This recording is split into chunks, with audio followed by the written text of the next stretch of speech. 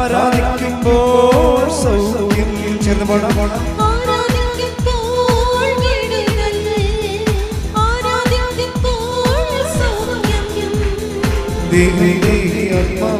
സമാധാന സന്തോഷം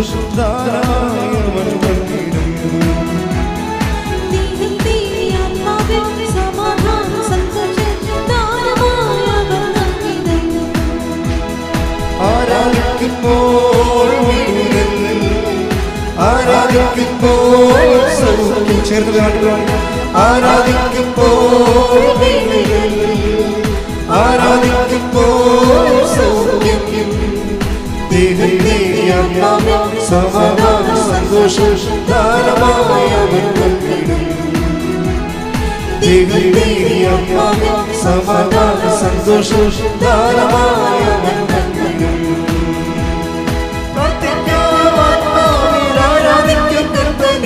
നല്ലവൻ അവൻ നല്ലവൻ.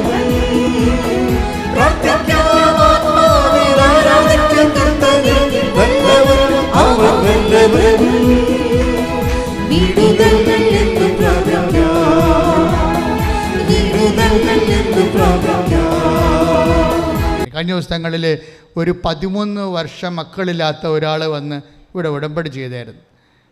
അയാളൊരു വർഷം മുമ്പ് ഉടമ്പടി ചെയ്തതാണ്. 13 വർഷയുടെ മക്കളില്ല. അപ്പോൾ ഉടമ്പടി ചെയ്ത് കഴിയുമ്പോൾ ആ 2 മക്കളെ ഒരുമിച്ച് കൊടുത്തു. അപ്പം അതിന് ആ 2 കുഞ്ഞുങ്ങളെയും പിടിച്ചുകൊണ്ട് ഈ മനുഷ്യനിവിടെ നിന്ന് പറഞ്ഞത് വാക്ക്, ഞാൻ 13 വർഷം മക്കളില്ലാതെ അലഞ്ഞ്, അപ്പോൾ എനിക്ക് മനസ്സിലായി ഇനി ഉടമ്പടി മാത്രമേ മാർഗമുള്ളൂ. അപ്പം ഞാനും വൈഫും കൂടി വന്ന് മാതാവിൻ്റെ അടുക്ക ഉടമ്പടി ഒപ്പുവെച്ചു. ഉടമ്പടി മാതാവിൻ്റെ അടുത്ത് ഒപ്പുവെച്ചെന്ന് അദ്ദേഹം പറഞ്ഞത്. പക്ഷേ ഉടമ്പടി ഒപ്പുവെക്കണ ഈശോയുമായിട്ടാണ്. പക്ഷെ അദ്ദേഹത്തിൻ്റെ അറിവിന് അദ്ദേഹം പറഞ്ഞു ഞാൻ മാതാവുമായിട്ട് ഉടമ്പടി ഒപ്പുവെച്ചെന്നാണ് പറഞ്ഞത്. അപ്പോൾ അദ്ദേഹം അത് സീരിയസ് ആയിട്ട് ചെയ്തിരിക്കുന്നത്, അല്ല ഉടമ്പടി ചെയ്തെന്നല്ല പറയണത്. അദ്ദേഹം പറഞ്ഞു ഞാൻ 13 വർഷം മക്കളില്ലാതെ അലഞ്ഞു, അപ്പോൾ ഞാൻ വന്നു മാതാവുമായിട്ട് ഞങ്ങൾ ഉടമ്പടി ഒപ്പുവെച്ചു. അത് കേൾക്കുമ്പോൾ തന്നെ നമുക്കൊരു കോരിത്തെരിപ്പ് വരും. കാര്യം എന്താണ്, അയാളത് സീരിയസ് ആയിട്ടാണ് ചെയ്തിരിക്കുന്നത്. ഒരു ദൈവം, അതായത് ഉടമ്പടി എന്ന് പറയുന്നത് കൊണ്ടാണ് ഇത് കരാറെന്ന് പറഞ്ഞാൽ പോരെ, അല്ല അത് കരാറല്ലേ നമ്മൾ ചെയ്യണത്. പക്ഷേ മനുഷ്യനുമായിട്ടുള്ള കാര്യങ്ങൾക്കാണ് കരാറ്. ബൈബിളിൽ ഒരു കക്ഷി ദൈവവും ഒരു കക്ഷി മനുഷ്യനും ഒരു കക്ഷി ദൈവമാകുമ്പോൾ ബൈബിൾ വിളിക്കുന്ന പേരാണ് ഉടമ്പടി എന്ന്. അപ്പോൾ നമ്മൾ കൃപാസനത്തിൽ ചെയ്യണത് ഉടമ്പടിയാണ്. അയാൾ എന്താ പറയണത്, ഞാൻ അമ്മയുമായിട്ട് ഉടമ്പടി വെച്ചു, അപ്പോഴേ വിതിൻ നോ ടൈം 2 കുഞ്ഞുങ്ങൾ അമ്മ തന്നു. കാര്യം എന്താ, ദൈവം ഈ വാഗ്ദാനങ്ങളെ ഉടമ്പടി നിലനിൽക്കണം എന്തിലാണ്? ഉടമ്പടി ഒരു പുതിയ പ്രാർത്ഥന അല്ല, ഉടമ്പടിയേ ഉള്ളല്ലോ ആദ്യകാലം മുതൽ എബ്രഹാത്തിനോട് ചെയ്ത സംഭവമാണിത്. ഉടമ്പടി എബ്രഹാത്തിനോട് ചെയ്ത് മോസസിനോട് ചെയ്തു. എബ്രഹാത്തിനോട് ദൈവം ഉടമ്പടി ചെയ്യണ വാക്കാലാണ്, അല്ലേ? വാക്കാൽ പാട്ടം എന്ന് പറഞ്ഞ പോലെ വാക്കാൽ ഉടമ്പടി. അത് മോസസിൻ്റെ കാലം വരുമ്പോൾ എഴുതി കൊടുക്കും, റിട്ടൺ ഉടമ്പടിയാവും. അപ്പോൾ വാമൊഴിയായിട്ടുണ്ടായിരുന്നത് വരമൊഴിയായിട്ട് മാറും ഉടമ്പടി. യേശുവിൻ്റെ കാലം വരുമ്പോൾ അതൊരു ഡൂയിങ് ആയിട്ട് മാറും. ഉടമ്പടി തന്നെയാണ് യേശുവിൻ്റെ കാലം. യേശുവിന് ഉടമ്പടി തന്നെയാണ് ഈശോ ചെയ്യണത്, അല്ല വേറെ ഒന്നും ചെയ്തില്ല. എന്താ ഈശോ പറഞ്ഞത്? ഒരു പുതിയ ഉടമ്പടി എന്ന് പറയും. പഴയ ഉടമ്പടി നിലനിർത്തിക്കൊണ്ടത് പൗലോസ് അപ്പോസ്തലൻ പറയും, ഞാൻ പഴയത് റദ്ദ് ചെയ്തിട്ടില്ലെന്ന് പറയും. എന്നിട്ട് പുതിയ ഒരു ഉടമ്പടി ചെയ്യും. അത് ഉടമ്പടി, അത് എഴുത്തല്ല, ചെയ്ത്താണ്. ഇങ്ങനെ ഉടമ്പടി വരണത്. ഉടമ്പടി ആദ്യം വാക്കാൽ വരും. എബ്രഹാത്തിനോട് വാക്കാലാണ് പറയണത്. മോസസിനോട് 10 പ്രമാണങ്ങൾ എഴുതി കൊടുത്തിട്ടുണ്ട്, പറയും നീ ഭൂമിയിൽ ദീർഘകാലം ജീവിക്കണം, അതാണ് ഞാൻ ആഗ്രഹിക്കുന്നത്. അപ്പോൾ ദൈവത്തിൻ്റെ ആഗ്രഹം വ്യക്തമല്ലേ? നിങ്ങൾ IELTS പാസ്സായാലും പുരയിടം വിറ്റാലും വിവാഹം കഴിച്ചാലും കുഞ്ഞുങ്ങളുണ്ടായാലും ദൈവം ഉദ്ദേശിക്കുന്നത് എന്താണ്? നിനക്കിവിടെ ജീവിക്കാൻ വേണ്ടി ആണ് ഞാൻ നിന്നെ ഇവിടെ ജനിപ്പിച്ചിരിക്കുന്നത്. അത് നീ ദീർഘകാലം ജീവിക്കണം ആരോഗ്യത്തോടു കൂടി. അതിനു വേണ്ടി അതാണ് അതിൻ്റെ വാഗ്ദാനം. നീ ഭൂമിയിൽ ദീർഘകാലം ജീവിക്കാൻ വേണ്ടി, പുറപ്പാട് പുസ്തകം എന്താ പറയണത്? നീ മാതാപിതാക്കന്മാരെ ബഹുമാനിക്കണം, അത് നിബന്ധനയാണ്. അപ്പം നിയോഗം ഉണ്ടായിക്കഴിഞ്ഞാൽ നിബന്ധന ഉണ്ടാകും. ഉടമ്പടിയുടെ ഒരു ഭാഗമാണ് ഈ വിളിക്കുന്ന മുമ്പേ ഉത്തരം വരണത്, ഈ അനുഗ്രഹത്തിനെ പ്രൊട്ടക്റ്റ് ചെയ്യണത്. ദൈവം ഈ അനുഗ്രഹത്തിന് 2 കണക്ഷനുണ്ട്. നമ്മുടെ അനുഗ്രഹം കിട്ടണതിന് പ്രത്യേകിച്ച് ഒരു വിശ്വാസി പോലും ആകേണ്ട ഒരു കാര്യമില്ല. ഇവിടെ PSC ടെസ്റ്റ് റാങ്കൊക്കെ എഴുതുന്നവരും കുറേ വർക്കൊക്കെ ചെയ്യുന്ന ആൾക്കാരില്ലേ, എല്ലാവരും ഇങ്ങനെ വിശ്വസിച്ചിട്ടാണ് അവരെല്ലാം ഓരോ നിലയിലെത്തിയിരിക്കണത്. ആണോ? അവിശ്വാസിയായാലും നമ്മൾക്ക് ഭൗതിക ആനുകൂല്യങ്ങൾ കിട്ടുന്നതിന് ഒരു പഞ്ഞുമില്ല. നിങ്ങളെ ഭൗതിക ആനുകൂല്യങ്ങൾ കിട്ടുന്നതിന് വേണ്ടി മാത്രം ദൈവത്തെ ആശ്രയിച്ചാൽ നിങ്ങൾക്ക് ഭൗതിക ആനുകൂല്യങ്ങൾ കിട്ടും, പക്ഷേ ദൈവത്തെ മിസ് ചെയ്യാൻ സാധ്യതയുണ്ട്. പറഞ്ഞാൽ മനസ്സിലായില്ലേ? ഇപ്പം ചില ആൾക്കാരൊക്കെ ഞായറാഴ്ച പള്ളി പോണില്ലല്ലോ. ഇപ്പോൾ ഞാനൊരു അച്ഛൻ പത്തനംതിട്ടയിൽ നിന്ന് ഇവിടെ വന്നിട്ടുണ്ടായിരുന്നു, 24 പേരുമായിട്ട് ഉടമ്പടി ചെയ്യാൻ. അപ്പോൾ അച്ഛൻ പറഞ്ഞത്, അച്ഛൻ ഞായറാഴ്ച പള്ളിയിലെ ആൾ കുറവാണ്. അപ്പോൾ എന്നോട് ഞാൻ ചോദിച്ചു, ഞങ്ങൾ രണ്ടുപേരും അവിടെ ഇരുന്ന് വർത്തമാനം പറയുന്നു. ഞാൻ ചോദിച്ചു അതിൻ്റെ കാരണം എന്താണെന്ന് വെച്ചാൽ തോന്നുന്നുണ്ടോ? അപ്പോൾ ഇപ്പോൾ ആൾക്കാർക്ക് മനസ്സിലായി പ്രാർത്ഥിച്ചില്ലേലും പള്ളിപ്പോയില്ലേലും കാര്യങ്ങളൊക്കെ നടക്കുമെന്ന്. 2 കൊല്ലം കോവിഡായിട്ട് വീട്ടിലിരുന്നില്ലേ? അച്ഛൻ്റെ നിരീക്ഷണം അതാ. ഇപ്പോൾ ആൾക്കാർക്ക് മനസ്സിലായി. എന്താ മനസ്സിലായി? പള്ളി പോയില്ലെങ്കിലും കാര്യങ്ങളൊക്കെ നടക്കും, പരീക്ഷ എഴുതാൻ പറ്റും, ജയിക്കും, ജോലി കിട്ടും. അപ്പോൾ ഞാൻ ഓർക്കിയിരുന്നു അച്ഛൻ പറഞ്ഞതേ, ആൾക്കാരപ്പോൾ ഈ ഞായറാഴ്ച കുർബാനയ്ക്ക് പോയിരുന്നത് പലരും എന്തുദ്ദേശത്തിലാണ്? എല്ലാവരും അല്ല, എന്തുദ്ദേശത്തിലാണ്? എന്തെങ്കിലും കാര്യങ്ങൾ നടക്കാൻ വേണ്ടിയാണ് ദൈവത്തിൻ്റെ അടുത്ത് പോയിരുന്നത്. ഇപ്പോൾ ദൈവത്തെ കൂടാതെ തന്നെ കാര്യങ്ങൾ നടക്കുമെന്ന് കോവിഡ് നമ്മളെ പഠിപ്പിച്ചു, അല്ലേ? ക്ലിയർ അല്ലേ? കോവിഡ് കാലത്ത് എന്തുമാത്രം പരീക്ഷ ആൾക്കാർ എഴുതി. എല്ലാ പരീക്ഷയും കോവിഡ് ഉണ്ടായിരുന്നതിന് മുമ്പുള്ള സമയത്തൊക്കെ ഗവൺമെൻറ് ഗ്രേസ് മാർക്ക് വരെ കൊടുത്തു. 30 മാർക്ക് 40 മാർക്ക് വെറുതെ വാരിക്കോരിയിട്ട് കൊടുത്തു, അല്ലേ? അപ്പോൾ ഇതിൻ്റെ അർത്ഥം എന്താണ്? അതായത് ദേവാലയത്തിൽ പോയില്ലെങ്കിലും വീട്ടിൽ കുത്തിയിരുന്നാലും കാര്യങ്ങളൊക്കെ ഭംഗിയായിട്ട് നടക്കും. അപ്പോൾ ഒരു കാര്യം എൻ്റെ സഹോദരൻ എനിക്ക് പറയാനുണ്ട്. ഒന്നാമത്തെ കാര്യം, നമ്മൾ ദേവാലയത്തിൽ പോണത് നമ്മുടെ കാര്യങ്ങൾ നടക്കാൻ വേണ്ടി ആവരുതെന്ന് യേശു പറഞ്ഞിട്ടുണ്ട്. അത് യേശു പറഞ്ഞിരിക്കുന്ന ട്വിസ്റ്റ് ചെയ്താണ് പറഞ്ഞിരിക്കുന്നത്. പള്ളിയിൽ പോയില്ലെങ്കിലും കാര്യങ്ങൾ നടക്കുമെന്ന് ഈശോയാണ് ആദ്യം പറഞ്ഞത്. പറഞ്ഞ മനസ്സിലായില്ലേ? പള്ളിയിൽ പോയില്ലെങ്കിലുമൊക്കെ കാര്യങ്ങൾ ഭംഗിയായിട്ട് കല്യാണം കഴിക്കും, പ്രസവിക്കുകയും ചെയ്യും, പിള്ളേരെ വളർത്തുകയും ചെയ്യും, എല്ലാ കാര്യങ്ങളും നടക്കും. കയ്യിലിരിപ്പ് മോശമാണെങ്കിലും കാര്യം നടക്കുമെന്ന് പറഞ്ഞിട്ടുണ്ട് ഈശോ. നിങ്ങളുടെ കയ്യിരിപ്പ് അല്ലെങ്കിൽ എൻ്റെ കയ്യിരിപ്പ് ഇത്തിരി മോശമാണെങ്കിലും കാര്യങ്ങളൊക്കെ ഭംഗിയായിട്ട് നടക്കുമെന്ന് ലോകത്തോട് പറഞ്ഞത്, ചങ്കൂറ്റത്തോട് പറഞ്ഞത് ഈശോ മാത്രമാണ്. ദൈവത്തിൻ്റെ അടുത്ത് പ്രാർത്ഥിച്ചില്ലെങ്കിലും കാര്യങ്ങളെല്ലാം ഭംഗിയായിട്ട് നടക്കും.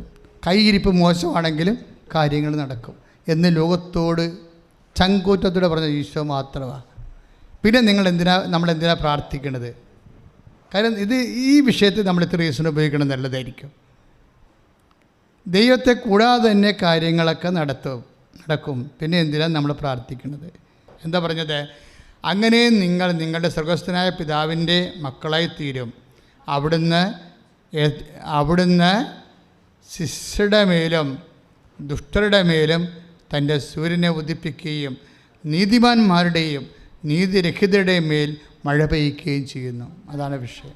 മത്തായിയുടെ സുവിശേഷമാണ് 5:45. അപ്പം നീതിമാനായാലും നീതിരഹിതനായാലും അവൻ്റെ മേൽ ദൈവം മഴ പെയ്യിക്കും. നീതിരഹിതനെ മാറ്റി നിർത്തിയിട്ട് നീ അങ്ങോട്ട് മാറ്, ഈ മഴ നീതിമാന് മാത്രം ഉള്ളതാണെന്ന് ദൈവം പറയത്തില്ല. നിങ്ങളിങ്ങോട്ട് മാറി, ഇത് പള്ളിയിൽ പോണവർക്ക് മാത്രമുള്ള അനുഗ്രഹമാണെന്ന് ദൈവം പറയത്തില്ല. ദൈവം എല്ലാവർക്കും വേണ്ടിയാണ്. അതാണ് എല്ലാം. ഭൗതിക അനുഗ്രഹങ്ങളെ നമ്മൾ ലഭിക്കുന്നതിന് നമ്മളൊരു വിശ്വാസി പോലും ആവേണ്ട ആവശ്യമില്ല. പിന്നെ നമ്മൾ എന്തിനാണ് വിശ്വാസിയാകണത്? പിന്നെ നമ്മൾ എന്തിനാണ് ദൈവത്തിലെ ഓരോ വിഷയങ്ങൾക്ക് ആശ്രയിക്കണത്? ഇത് അനുഗ്രഹത്തിനല്ല. ശരിക്കും പറഞ്ഞ് അനുഗ്രഹം ഇതിൻ്റെ ഭാഗമാണ്. അനുഗ്രഹം ലഭിക്കുക തന്നെ ചെയ്യും പ്രാർത്ഥിക്കുമ്പോൾ. പക്ഷേ അനുഗ്രഹം ലഭിച്ചാൽ മാത്രം പോരാ. എന്താണ്? അനുഭവിക്കാനുള്ള യോഗ്യത. ഇതൊരു ഇത് ആൾക്കാരെ അത്ര കണ്ട് സീരിയസ് ആയിട്ട് ഫോക്കസ് ചെയ്യാത്തൊരു സബ്ജക്റ്റാണ്. എല്ലാവരും അനുഗ്രഹത്തെക്കുറിച്ചാണ് എപ്പോഴും ദൈവസന്നിധിയിൽ ആവലാതിപ്പെടുന്നത്. പക്ഷെ നമുക്ക് വേണ്ടത് അനുഗ്രഹം മാത്രമല്ല, പിന്നെ എന്താണ്? അനുഭവിക്കാനുള്ള യോഗ്യത. ഇപ്പോൾ മക്കളെ ഒന്ന് ശ്രദ്ധിച്ച മക്കളെ, അവർ ഭവനങ്ങൾ പണിത് വാസമുറപ്പിക്കും, മുന്തിരിത്തോട്ടങ്ങൾ വച്ചുപിടിപ്പിച്ച് അവയുടെ ഫലം ഭക്ഷിക്കും.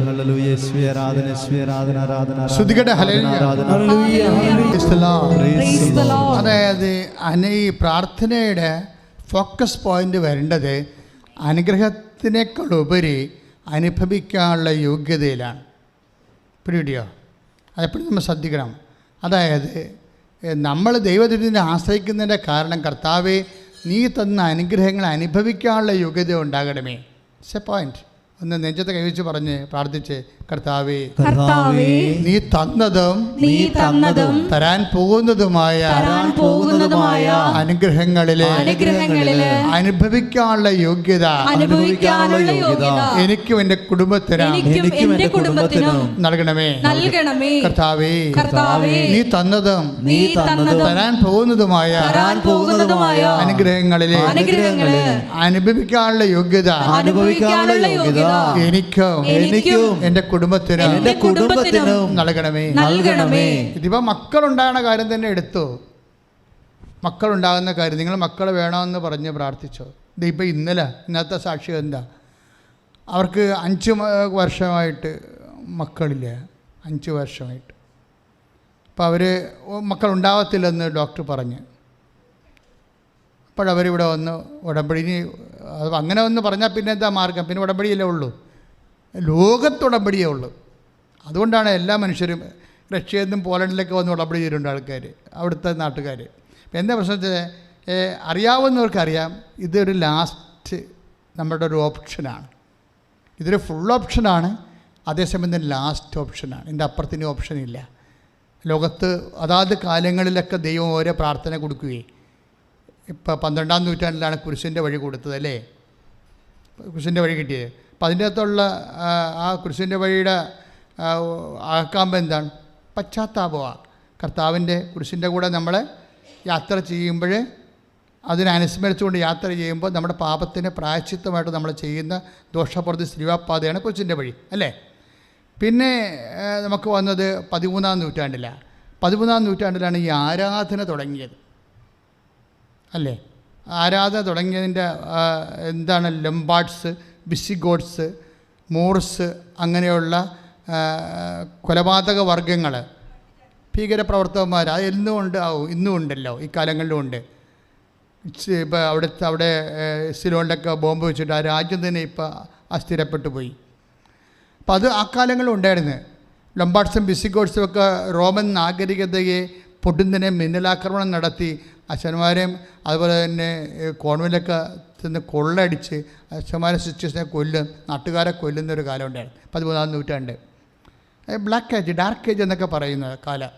ആ കാലങ്ങളിൽ ലംബാർഡ്സും ആക്രമിക്കുന്ന സമയത്ത് ക്ലാരപ്പുണ്യാളത്തി ആൾത്തറയിൽ നിന്ന് കുസ്തോതി സക്രാരിയിൽ നിന്ന് കണ്ണീരോടെ വിറച്ചു തുള്ളി വന്ന് കുർബാനയെ പിടിച്ചുകൊണ്ടിങ്ങനെ നിൽക്കുന്നത് ഈ ഭീകരന്മാർ വരുമ്പോൾ. അപ്പോൾ അവർക്ക് 100,000 പട്ടാളക്കാർ നിൽക്കണ പോലെ തോന്നിയിട്ട് അവർ പേടിച്ചോടുന്ന് പോകുന്നിടത്ത് വെച്ചാണ് ആരാധന തുടങ്ങണത്. അന്ന് വരെ ആരാധന സഭയിലില്ല. അതൊരു ചരിത്രമാണ്.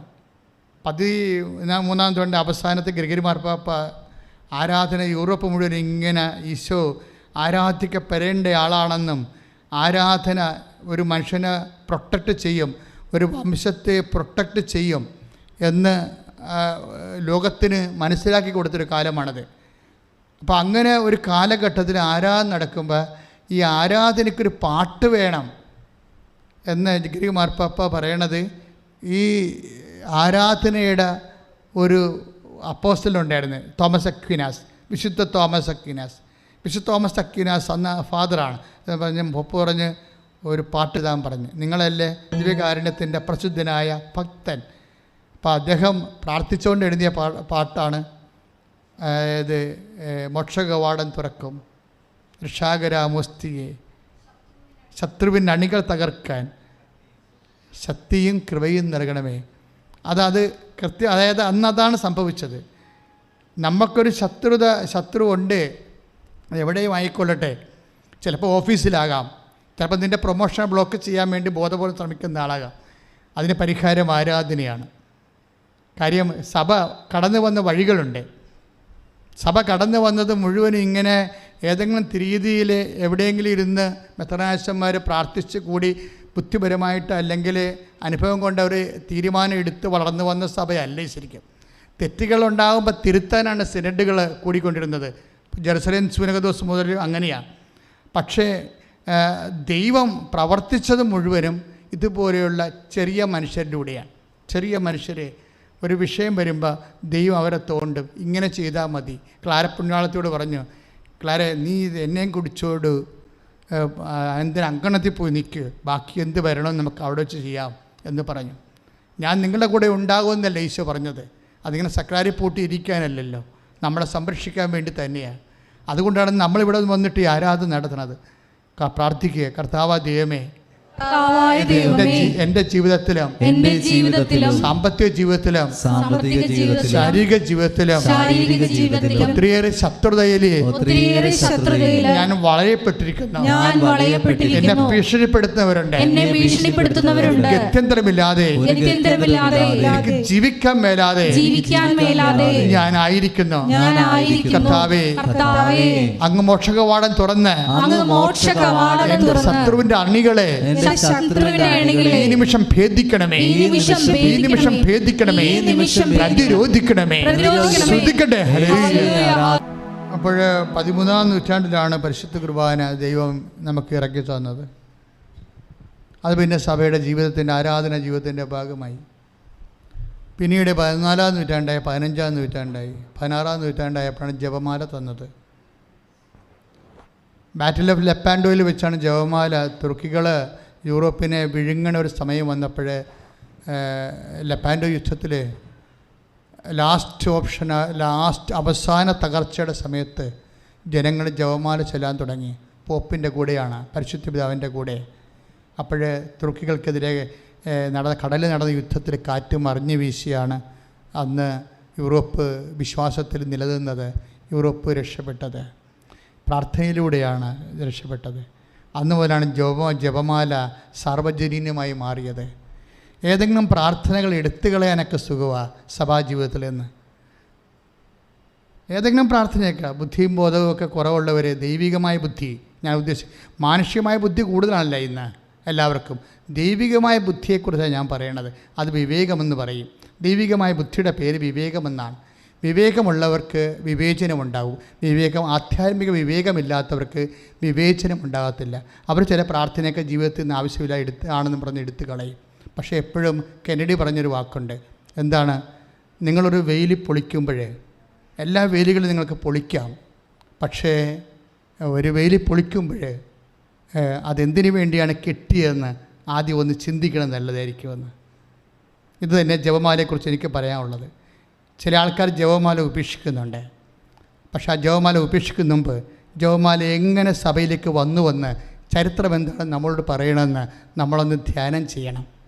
ധ്യാനം ചെയ്യുക മാത്രമല്ല, ചിലപ്പോൾ ഒരു മേയാക്കുൾപ്പ പറയേണ്ടിയും വരും, എൻ്റെ പിഴ, എൻ്റെ വലിയ പിഴയെന്ന്. കാരണം ദൈവം തന്ന പ്രാർത്ഥനയാണിത്.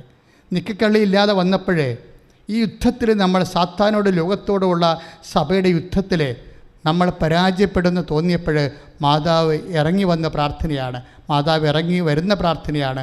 മാതാവിനെ കുടുംബത്തിലേക്ക് കൊണ്ടുവരാൻ വേണ്ടി, മാതാവിനെ കുടുംബത്തിന് മധ്യസ്ഥയാക്കാൻ വേണ്ടി, മാതൃകയാക്കാൻ വേണ്ടി ദൈവം നിശ്ചയിച്ച് നൽകിയ പ്രാർത്ഥനയാണ് രക്ഷാകര ചരിത്രങ്ങളുള്ള ജപമാല. പ്രാർത്ഥിക്കുക, കർത്താവായ ദൈവമേ, ഞങ്ങളുടെ കുടുംബത്തിലെ ജപമാല അലംഭാവത്തോടെ നഷ്ടപ്പെട്ടു പോയിട്ടുണ്ടെങ്കിൽ ഈ ആരാധനയോട് കൂടി ജപമാല ജീവിതത്തിന്റെ ഭാഗമാകുവാൻ അമ്മേ, പരിശുദ്ധമ്മേ, ദൈവമാതാവേ, ജപമാലയുടെ അമ്മേ, ഞങ്ങളെ അഭിഷേകം ചെയ്യണമേ. കുടുംബ പ്രാർത്ഥനകള് നഷ്ടപ്പെട്ടു പോയവരെ, വീണു പോയവരെ ഈ ആരാധനയിലൂടെ ഇപ്പോൾ പുനരുദ്ധരിക്കണമേ. അപ്പോൾ നമ്മൾ 16-ാം നൂറ്റാണ്ടിലാണ് ജപമാലയ്ക്ക് വന്നത്. ഇതും ദൈവം തന്നതാണ്. പ്രത്യേകമായൊരു കാലത്ത് ഒരു വിശ്വാസി ഒരു പ്രതിസന്ധി അനുഭവിക്കുന്ന കാലത്ത് നൽകിയതാണ് ഈ പ്രാർത്ഥന. പിന്നീട് വന്നപ്പോൾ ഈ കാലങ്ങളിൽ തന്നെയാണ് 40 മണി ആരാധന ആരംഭിച്ചത്. അത് ഒരു 16, 17, 18 കാലങ്ങളിലാണ്. 18-ാം നൂറ്റാണ്ടിലാണ് നമ്മുടെ ഈ രാത്രി ആരാധന പോലെയുള്ള 40 മണി ആരാധന ആരംഭിച്ചത്. ഇറ്റലി ആരംഭിച്ചതാണ് 40 മണി ആരാധന 18-ാം നൂറ്റാണ്ടിലെ. അത് ആ കാലങ്ങളിൽ തന്നെ ചാവറയച്ചൻ അതിനുശേഷം കേരളത്തിൽ ആരംഭിച്ചു. അന്ന് ചാവറയച്ചൻ്റെ കാലമാണ്. 1832 കാലഘട്ടം, 40 കാലഘട്ടമല്ല. അപ്പോഴാണ് നമുക്ക് 40 മണി ആരാധന കേരളത്തിൽ ആരംഭിച്ചത്. ചവറച്ചനാണ് ആരംഭിച്ചത്. അത് ഇറ്റലിയിൽ നടന്ന ആരാധന, അതിൻ്റെ പകർപ്പാണ് നമ്മൾ ഇവിടെ എടുത്തത്. പക്ഷേ അത് വളരെ അന്നത്തെ കാലത്ത് മനുഷ്യന്മാർ ആരാധന കൂടാൻ വേണ്ടി മാത്രം അന്നാനത്ത് പോരുന്നൊരു കാലം ഉണ്ടായിരുന്നു. കാര്യം അതൊരു വലിയ വിശ്വാസ മുന്നേറ്റത്തിൻ്റെ കാലമായിരുന്നു. പക്ഷേ ആരാധന, ഈ 40 മണി ആരാധനയാണ് 18-ാം നൂറ്റാണ്ടിലെ കോൺട്രിബ്യൂഷൻ, സഭയിൽ വന്ന പ്രാർത്ഥന എന്ന് പറയുന്നത്. അതിനുശേഷം 19ആയി, 20ആയി. ഈ കാലങ്ങളിലെല്ലാം 20 ആയപ്പോഴാണ് 1967 കരിസ്മാറ്റിക് പ്രസ്ഥാനം ഉണ്ടായത്. അതിൻ്റെ കാത്തലിക് വേർഷൻ ഉണ്ടായത് ഒരു 70-ലാണ്, 1970-ലാണ് കാത്തലിക് വേർഷൻ ഉണ്ടായത്. നമ്മളിന്ന് കാണുന്ന പോട്ടപ്പോലുള്ള കൺവെൻഷൻസ് എല്ലാം കരിസ്മാറ്റിക് നവീകരണത്തിൻ്റെ കാത്തലിക് വേർഷൻസാണ്. ഇന്ന് ധ്യാനകേന്ദ്രങ്ങളെല്ലാം, എല്ലാ ധ്യാനകേന്ദ്രങ്ങളും അതൊരു മുന്നേറ്റമാണ്. അത് 1967 മുതലുള്ള നവീകരണത്തിൻ്റെ ഭാഗമായിട്ട് വന്ന പുതിയ പ്രാർത്ഥനാ രീതിയാണ്. അത് അപ്പോസ്തലിക പാരമ്പര്യമുള്ള പ്രാർത്ഥനാ രീതിയാണ്. അപ്പോൾ ഇങ്ങനെ ഓരോ കാലഘട്ടങ്ങളിലെ വന്ന് ഇന്ന് എന്താ ഞാൻ ഇത്രയും ചരിത്രം പറയാൻ കാരണമെന്ന്, ചരിത്രം ഞാൻ ചിന്തിച്ച് പറഞ്ഞതല്ല, ആലോചിച്ച് പറഞ്ഞതല്ല, പറഞ്ഞപ്പോഴിങ്ങനെ പറഞ്ഞു പോയതാണ്. എന്താ കാര്യം വെച്ച് കഴിഞ്ഞാൽ ഇതിന് ശേഷമാണ് 2016 ഉടമ്പടി പ്രാർത്ഥന വരണത്. എന്താ കാര്യം വെച്ചാൽ ഇതൊരു പുതിയ പ്രാർത്ഥനയാണ്. ഈ പുതിയ പ്രാർത്ഥന ജപമാല ഫ്ലാഷ് ചെയ്തതിനേക്കാളും പെട്ടെന്നാണ് ഇത് ഫ്ലാഷ് ചെയ്തത്. ഇത് മലയാള ലോകത്തിലുണ്ടായ മാതാവ് തന്ന ഒരു പ്രാർത്ഥനയാണെങ്കിലും ഇത് ഇപ്പം തന്നെ ലക്ഷക്കണക്കിന് മനുഷ്യരാണ് സെറ്റ് ചെയ്ത്. കഴിഞ്ഞ ദിവസം ഇവിടെ ഒരു സാക്ഷ്യം ഉണ്ടായി, 19 കൊല്ലമായിട്ട് കുടുംബപ്രാർത്ഥന ഇല്ലായിരുന്നെന്ന്. പക്ഷേ ഉടമ്പടി എടുത്തോടുകൂടി മാതാവ് ഞങ്ങളുടെ വീട്ടിൽ തന്നത് കുടുംബപ്രാർത്ഥനയാണ് തന്നത്. കാര്യം ഞാൻ ഇസ്രയേലിലാണ്, ഞങ്ങൾ 3 സ്ഥലങ്ങളിലാണ്, പിന്നെ കുടുംബമില്ലാതെ എങ്ങനെ പ്രാർത്ഥന. പക്ഷേ ജപമാല എടുത്തോടുകൂടി എൻ്റെ ഭർത്താവ് വീഡിയോ കോൾ എന്നെ വിളിച്ചു. അപ്പം അവർ അപ്പനും മകനും ജപമാല തുടങ്ങുമ്പോഴേ, കുടുംബപ്രാർത്ഥന തുടങ്ങുമ്പോൾ എന്നെ വീഡിയോ കോളിൽ വിളിക്കും. ഞങ്ങൾ 3 പേരും കൂടി വീഡിയോ കോളിൽ ജപമാല ചൊല്ലി. അപ്പോൾ ഒരു കുടുംബത്തിൽ തന്നെ ഇരുന്ന് ജപമാല ചൊല്ലേണ്ട കൺസെപ്റ്റ് പോയി. ചിലപ്പോൾ ഭാര്യ ഒരു രാജ്യത്തായിരിക്കും, ഭർത്താവ് ഒരു രാജ്യത്തായിരിക്കും, അപ്പം പിന്നെ മകളൊരു രാജ്യത്തായിരിക്കും. നിങ്ങൾ ഏത് രാജ്യത്തായാലും ഈ കാലങ്ങളിലെല്ലാം ഒരു കുടുംബത്തിൽ നിൽക്കണ പോലെയുള്ള അവസ്ഥയാണ് ഇന്നുള്ളത്. അപ്പം ലഭ്യമായ സംവിധാനങ്ങൾ ഉപയോഗിച്ചുകൊണ്ട് ദൈവത്തിന് വേണ്ടി, ദൈവത്തിൻ്റെ അനുസ്മരിച്ചുകൊണ്ട് ജീവിക്കുന്ന കുടുംബങ്ങളായി അഭിഷേകം കിട്ടാൻ വേണ്ടി പ്രാർത്ഥിക്കാം. കർത്താവായ ദൈവമേ, ഞങ്ങൾ എവിടെയായിരുന്നാലും ഒരു കുടുംബമായിട്ട് കുടുംബ പ്രാർത്ഥനയിലൂടെ ദൈവത്തിൽ ഐക്യപ്പെട്ട് ജീവിക്കാൻ വേണ്ടി അഭിഷേകം ചെയ്യണമേ. ഞങ്ങൾ എവിടെയായിരുന്നാലും ദൈവത്തിൽ ഐക്യപ്പെട്ട് ഒരു കുടുംബമായി ദൈവത്തോട് ചേർന്ന് ജീവിക്കാനുള്ള അഭിഷേകം നൽകണമേ. ശ്രദ്ധിക്കട്ടെ. ഹല്ലേലൂയ. അപ്പോൾ ഇതിൻ്റെ ഒരു റേഞ്ച്, ഉടമ്പടി പ്രാർത്ഥനയുടെ റേഞ്ച് കണ്ടില്ലേ? എല്ലാ പ്രാർത്ഥനകളും നഷ്ടപ്പെടുമ്പോഴും നഷ്ടപ്പെട്ട എല്ലാ പ്രാർത്ഥനകളെയും ഉടമ്പടി തിരിച്ചു കൊണ്ടുവരും. അല്ലേ? നിങ്ങളിപ്പോൾ ആരാധന കൂടുകയാണ്, ഓൺലൈനുള്ളവരും ആരാധന കൂടുകയാണ്. ഒരു ഉടമ്പടി പ്രാർത്ഥന കൂടുന്നത് ഏറ്റവും ഒരാഴ്ച കൂടുന്നത് 1,20,000 പേരാണ്. ഒരാഴ്ച ഒരു ഉടമ്പടി പ്രാർത്ഥന കൂടുന്നത് 1,20,000 പേരാണ്. ഇവരെന്താ കൂടുന്നത്? ആരാധനയാണ് കൂടുന്നത്. ഇവരെന്താ ചെയ്യണത്? കുടുംബ പ്രാർത്ഥനയോട് ചേർന്നാണ് പ്രത്യക്ഷീകരണ പ്രാർത്ഥന ചെല്ലണത്, ഉടമ്പടി പ്രാർത്ഥന ചെല്ലണത്. അതായത് ജനത്തിൻ്റെ ജീവിതം ദൈവവുമായി സെറ്റ് ചെയ്തുകൊണ്ടിരിക്കുകയാണ്. ഇതുകൊണ്ടാണ് മഹാത്ഭുതങ്ങൾ നടക്കുന്നത്. ഒരു 6,000-ഓളം സാക്ഷ്യം എ ഗ്രേഡ് സാക്ഷ്യങ്ങളാണ്. ഒരു പക്ഷേ മറ്റൊരു പ്രാർത്ഥനയ്ക്കും ഇല്ലാത്ത അത്രയും സാക്ഷ്യങ്ങളാണ് ഉടമ്പടിക്കുള്ളത്. തന്നെയല്ല, കാറ്റഗോറിക്കൽ സാക്ഷ്യങ്ങൾ ഹെവി ഡ്യൂട്ടിയാണ് ചെയ്യണത്. ഹെവി ഡ്യൂട്ടി എന്ന് പറഞ്ഞു കഴിഞ്ഞാൽ, അതായത് ദൈവവും മനുഷ്യരും കൂടി അടുത്തു കഴിഞ്ഞാൽ പെട്ടെന്ന് നടക്കുന്നത്, അതായത് നിങ്ങൾ പ്രാർത്ഥിക്കും മുമ്പേ ഞാൻ ഉത്തരം വരളുമെന്നാണ്. അത് പക്ഷേ അത് നടക്കണ എപ്പോഴും ഉടമ്പടിയിലാണ്. ദൈവത്തിൻ്റെ വാഗ്ദാനമാണത്. നിങ്ങൾ പ്രാർത്ഥിക്കുന്ന മുമ്പേ, ഇവിടുത്തെ സാക്ഷ്യങ്ങളെല്ലാം കേട്ടാൽ നമുക്ക് മനസ്സിലാവും അത്. അതായത് അതായത് ഉടമ്പടി എടുക്കാൻ തീരുമാനിച്ചപ്പോൾ തന്നെ സ്ഥലത്തിന് ആൾ വന്നെന്ന് പറയും. സാക്ഷ്യമാണത്. ഉടമ്പടി എടുക്കാൻ തീരുമാനിച്ചോളൂ. ചില 10-30 കൊല്ലമായിട്ട് വിൽക്കാത്ത സ്ഥലമാണ്, അതിന് വേറെ മുന്നാധാരമില്ല, പല അവകാശികളുണ്ട്. വിൽക്കാൻ പോകുമ്പോൾ ഒരാൾക്കാർ ബ്ലോക്ക് ചെയ്യാൻ വരും. പക്ഷേ ഉടമ്പടി എടുക്കാൻ തീരുമാനിക്കുമ്പോൾ തന്നെയാണ് നിങ്ങൾക്ക് വിസ എല്ലാം ഓക്കെ ആകണതും. പെട്ടെന്നാണ് ഈ സംഭവം. അപ്പോൾ നിങ്ങൾ ഓർക്ക് എന്താ കാര്യം അങ്ങനെ സംഭവിക്കണം? ഞാൻ ഉടമ്പടി എടുത്തില്ലല്ലോ. എടുക്കാൻ തീരുമാനിച്ചാൽ മതി. കാര്യം നിങ്ങൾ എടുക്കുമെന്ന് ദൈവത്തിന് അറിയാം. അതാണ് അതിൻ്റെ ഒരു മെക്കാനിസം എന്ന് പറയുന്നത്. നിങ്ങൾ എടുക്കുമെന്നറിയാം. അങ്ങനെ എടുക്കുമെന്നും അത് വൃത്തിമേനയുമായിട്ട് ചെയ്യുമെന്നും ദൈവത്തിന് അറിയാവുന്നതുകൊണ്ട് അപ്പം തന്നെ എടുത്തതുപോലെയാണ് സംഭവം. അതുകൊണ്ടാണ് ഞാൻ പ്രാർത്ഥിക്കുമ്പോൾ തന്നെ ഇപ്പം നമ്മൾ 65-24 അതായത് വിളിക്കും മുമ്പേ ഞാൻ അവർക്ക് ഉത്തരമരുളും, പ്രാർത്ഥിച്ച് തീരും മുമ്പേ ഞാനത് കേൾക്കും. അതാണ് അത് ദൈവത്തിൻ്റെ വാഗ്ദാനത്തിലുള്ളതാണ്. നിങ്ങൾക്കറിയാം ഈ പ്രവാചകന്മാരെന്താ ചെയ്തതെന്ന് വെച്ച് കഴിഞ്ഞാൽ മോശത്തിന് കൊടുത്ത ഉടമ്പടി പാലിക്കുന്നുണ്ടോ, പാലിക്കുന്നില്ലെങ്കിൽ അവർ ശപിക്കും ദൈവത്തിൻ്റെ നാമത്തിൽ. അതിനാണ് പ്രവാചകന്മാർ.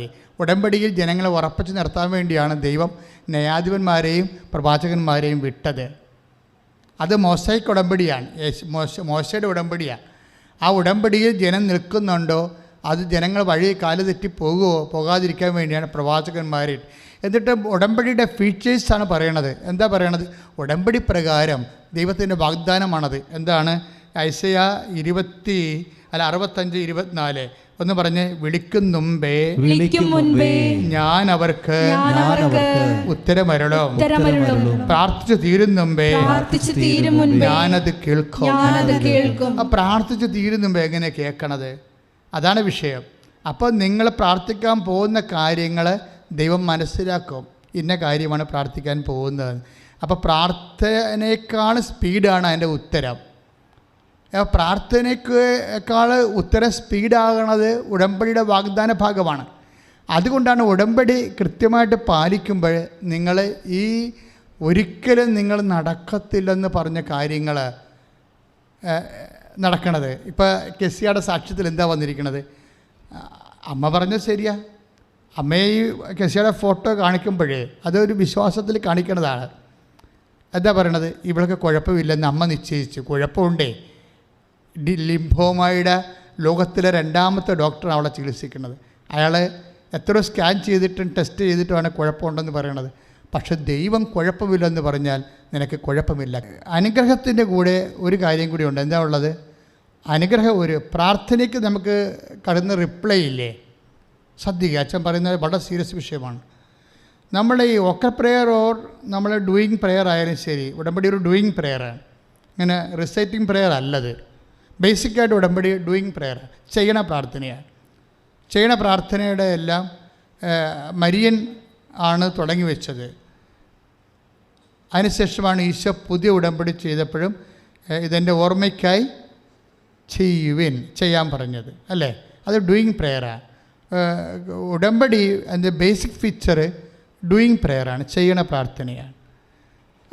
എബ്രാഹത്തിന് കൊടുത്ത പ്രാർത്ഥന ഓക്കൽ വാചികമായ ഉടമ്പടിയാണ്, ഓറലായിട്ടുള്ള കവനൻ്റാണ്. മോസസിന് കൊടുത്തത് റിട്ടൺ കവനൻ്റാണ്. യേശു സ്ഥാപിച്ചത് ചെയ്യണ ഉടമ്പടിയാണ്. ഇതെൻ്റെ ഓർമ്മയ്ക്കായി ചെയ്യുവേൻ. അപ്പോൾ വാക്കാലായാലും ശരി, എഴുത്തായാലും ശരി, ചെയ്ത്തായാലും ശരി, ദൈവം ഉടമ്പടിയുമായിട്ടാണ് പ്രൊസീഡ് ചെയ്യണത്. അതുകൊണ്ടാണ് ഉടമ്പടി എല്ലാ പ്രാർത്ഥനകളുടെയും ഒരു മാതാവാണ്. എന്താ മറിയം ഉടമ്പടിയുടെ മാതാവാണെന്ന് പറയാൻ കാര്യം? പുതിയ നിയമം സ്റ്റാർട്ട് ചെയ്യണത് മാതാവിൻ്റെ ഉടമ്പടിയോട് കൂടിയാണ്. നമ്മളതിൻ്റെ ഒരു ഷെയർ ഹോൾഡേഴ്സാണല്ലേ. മരിയൻ ഉടമ്പടി പുതിയ നിയമം സ്റ്റാർട്ട് ചെയ്യണത് മാതാവ് ദൈവത്തോട് ചെയ്ത ഉടമ്പടിയോട് കൂടിയാണ്. ദൈവം കൊടുത്ത വാഗ്ദാനവും മാതാവ് വാഗ്ദാനത്തിന് പകരം തിരിച്ചു കൊടുത്തിട്ടുള്ള നിബന്ധനകൾ അക്സെപ്റ്റ് ചെയ്യാവുന്നുള്ള മാതാവിൻ്റെ കൺകറൻസ്, അതാണ് ഉടമ്പടിയുടെ കാമ്പെന്ന് പറയുന്നത്. അതിൻ്റെ അകത്ത് പ്രോമിസ് ഉണ്ട്, കൺകറൻസ് ഉണ്ട്. അപ്പോൾ ഉടമ്പടിക്ക് 2 ഘടകങ്ങളുണ്ടാവും എപ്പോഴും. നിങ്ങൾ ശ്രദ്ധിക്കണം. നിങ്ങൾ ഉടമ്പടി ചെയ്തവരും ചെയ്യാൻ പോണവരുമാണ്. അപ്പോൾ ഉടമ്പടി നിങ്ങൾ ശ്രദ്ധിക്കേണ്ടത് ഉടമ്പടിയുടെ ഘടകങ്ങൾ എന്തൊക്കെയാണ്?